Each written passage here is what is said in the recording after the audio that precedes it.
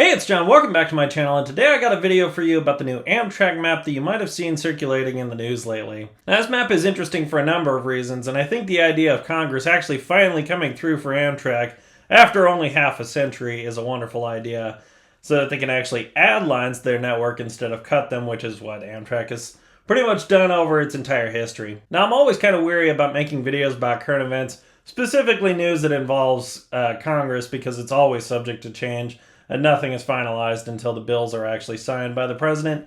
But in this case, I figure this news is so big that it's worth a video on its own. So I'm going to talk about some of the specifics about the map, what this whole plan entails. So let's just get right into it. Now, the crux of this whole plan is Joe Biden's American Jobs Plan, which is his plan to stimulate the economy, add jobs, and invest in things that have really kind of been taking a back seat for the last, decade and a half. So he's proposing spending $85 billion in transit and another $80 billion specifically for passenger rail projects. And along with this proposed spending, Amtrak has unveiled their Vision 2035 plan, which this map is a part of. As you can see about this map, they're talking about creating a lot of new routes and adding service on already existing routes to overhaul the passenger experience and make Amtrak much more user-friendly and a truly interconnected nationwide passenger rail network. So real quick, let's talk about some of the highlights with this plan. Up in the Northeast, you will see the most changes. The gold line is enhanced service, and blue lines, the light blue lines, are new services that aren't currently running on Amtrak. Some of these lines you'll see, like out to Allentown and Scranton, are actually just replacing lines that Amtrak used to run, but for various reasons they've been cut over the years. As we move down the map, you can see Nashville would get Amtrak service. We'd see enhanced service between Birmingham to Atlanta up to Charlotte. And as you probably already know, North Carolina already has their state-supported trains, but it's looking like this plan would invest money to try and up the frequency of those trains, which is wonderful. The one thing about this map that is kind of interesting is they are actually in the process of getting the Sunset Limited running back all the way over to Florida, the way that it ran before Hurricane Katrina. And they've actually threatened to sue CSX to try and get these trains running again. So the fact that this is still a dash line is kind of suspect, considering they're talking about adding all of these new lines. They can't get the one that they're actually in the process of trying to reactivate going again, but I'm sure the Sunset Limited will be running again before any of these new lines come to fruition. One of these lines that I find really interesting is actually between Newton and Fort Worth, Texas, Houston, San Antonio area. Not exactly sure how these routes would all work out. They haven't laid out specifics about where these routes would originate in some cases, particularly up in the Northeast, because there's a lot of new lines up there. But the idea of Wichita getting rail service, I think, is wonderful, because Wichita is a pretty good-sized city. It's actually the largest city in Kansas, and it, contrary to popular belief, the train does not go through Wichita. Train don't run out of Wichita. Train runs out of Stubbville. So adding rail service to Wichita, I think, is a fantastic idea. I do like all the new trains out of Chicago. I know service up to Green Bay would be wonderful, particularly for Packers fans. But Eau Claire is also a pretty decent-sized city, doesn't have any Amtrak service at the moment. And this one's pretty interesting. The line out to Iowa City, that would be running over the old Rock Island or Iowa Interstate Railroad. And that's one of the big issue with this whole plan is for Amtrak to add new routes, obviously they need new rolling stock to supplement the fact that they don't have enough rolling stock to support all these trains. But they also need to negotiate new operating contracts with the railroads.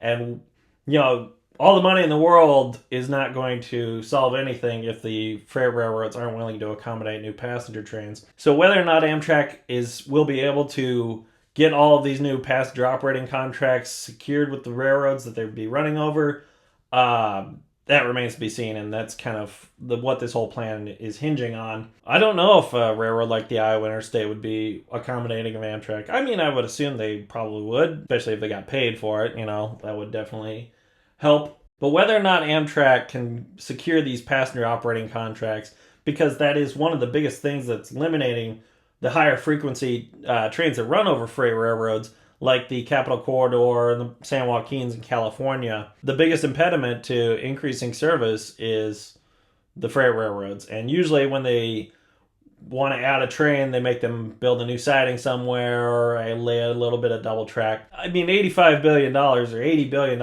is a huge amount of money, and they should certainly be able to get several new corridor trains out of it. Will they be able to get all of them? Probably not.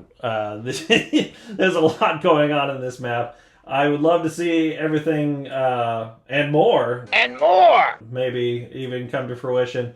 But time's definitely going to tell with that. I do like the idea of adding rail service to between Cheyenne, Denver, and Pueblo. And that brings me to my other point that I was going to make is, Amtrak, some of these cities that they're talking about reserving, like Phoenix, they used to run there.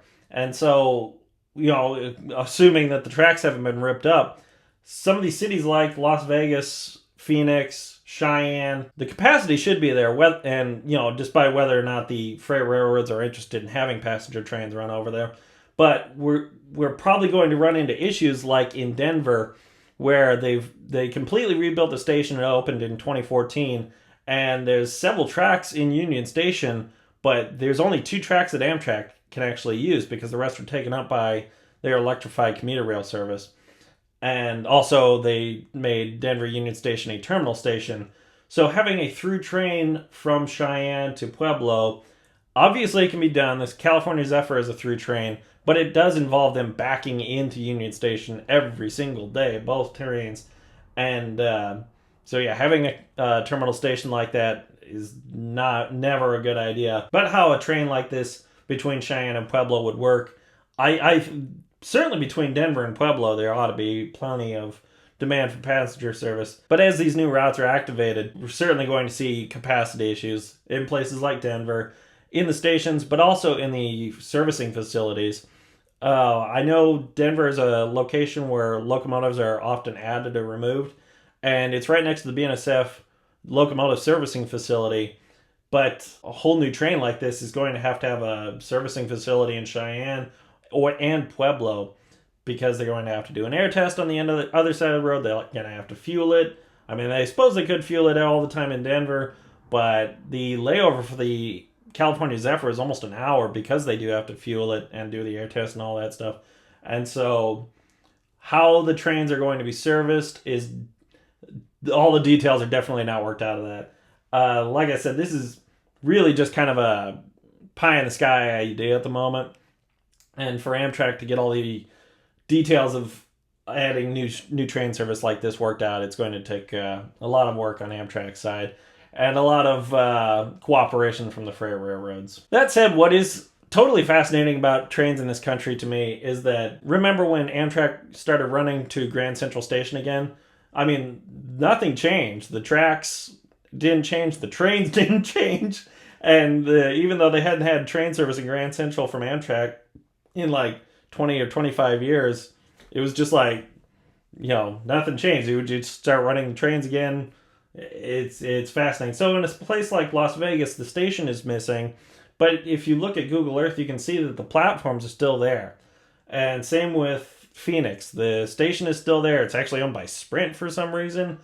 Not sure how that happened, but if Amtrak can get these contracts negotiated, get new rolling stock, start running to these locations that they used to run to, all it takes is a little bit of money and negotiations, and the stations and the tracks and everything are there ready for Amtrak if they can get the contracts signed. And as we move over to California, you can see it's showing a new line between San Jose and San Luis Obispo. Now, obviously, the Coast Starlight runs over over the UP coastline. But yeah, if they can get new corridor service between San Jose and San Luis Obispo or Los Angeles, that would be fantastic. If they could either extend the Surfliners north or bring a Capital Corridors down south, doesn't really matter to me. I just want to see this service enacted because, of course, California High-Speed Rail will eventually link the north and south over the Tehachapi Mountains. It's still a long ways off. And it looks like California High-Speed Rail will be getting some money, hopefully, out of the Biden administration. It's just, it still takes time to build these tracks. The tunnels are going to take several years. So any interim rail service between Northern and Southern California is fine by me and will definitely be well utilized, I'm sure. And of course, this $80 billion proposal from Joe Biden is on top of another proposal by U.S. Senator Richard Blumenthal out of Connecticut to provide a dedicated funding stream to Amtrak, which is fantastic news. It's way overdue for this to come to fruition. Amtrak, if you didn't know, was set up in the late 60s, early 70s as basically a way to get rid of passenger trains for the railroads that didn't want to pay for them anymore, didn't run them, but they were legally obligated because of all the money that they had received from the federal government when they were building their lines in the late 1800s, early 1900s. Amtrak was set up in a cynical manner. It was never intended to last as long as it did. It was intended to last a few years, but they kept getting new appropriations from Congress. They kept buying new rolling stock, and somehow Amtrak managed to make it 50 years now, half a century, and it's still here. And I think setting up a dedicated funding stream, they're saying it would operate similar to the Highway Trust Fund, so that Amtrak would have a dedicated funding stream, the way that airports and roads are paid for automatically by Congress every year. They're talking about setting it up with a trust of, I believe, like $5.6 billion, with 60% going to long distance trains and 40% going to the Northeast Corridor. It's fantastic news. I just wish there was more money involved. It sounds like the Gateway program is going to be funded with the Hudson River tunnels. That's one of the biggest funding burdens on Amtrak's plate right now, as far as a number of other bridges on the Northeast Corridor. It sounds like Amtrak's going to get money for the Northeast Corridor to bring most of it up to a state of good repair, which is fantastic. But the long distance trains need a dedicated source for funding. So hopefully this new dedicated funding stream, which they're calling the Intercity Passenger Rail Trust Fund Act, gets established. I think it's a wonderful proposal, and I'd love to see it go through. So thank you so much for watching. I really hope you like this video. If you want to see more current event type videos like this, let me know. It's not that I don't mind making them, it's just that it's always kind of stressful because news is always changing. Like I said, nothing is set in stone until the bills are signed. But anyway, let me know if you liked it. I hope Amtrak gets the money that is being proposed for it. It probably won't be $80 billion, but hopefully it's 40 at least. That'd be nice. Either way, I'd love to see these new Amtrak routes go through. Let me know in the comments which line you're most excited about that is being proposed in this map. I'd love to hear about it. I've been to the Northeast United States. I'm not as familiar with the rail network up there as a lot of other people are. So let me know. I'd love to hear what you have to say about it. But anyway, thanks a lot for watching. If you want to see more content like this, hit subscribe, and I will see you all soon.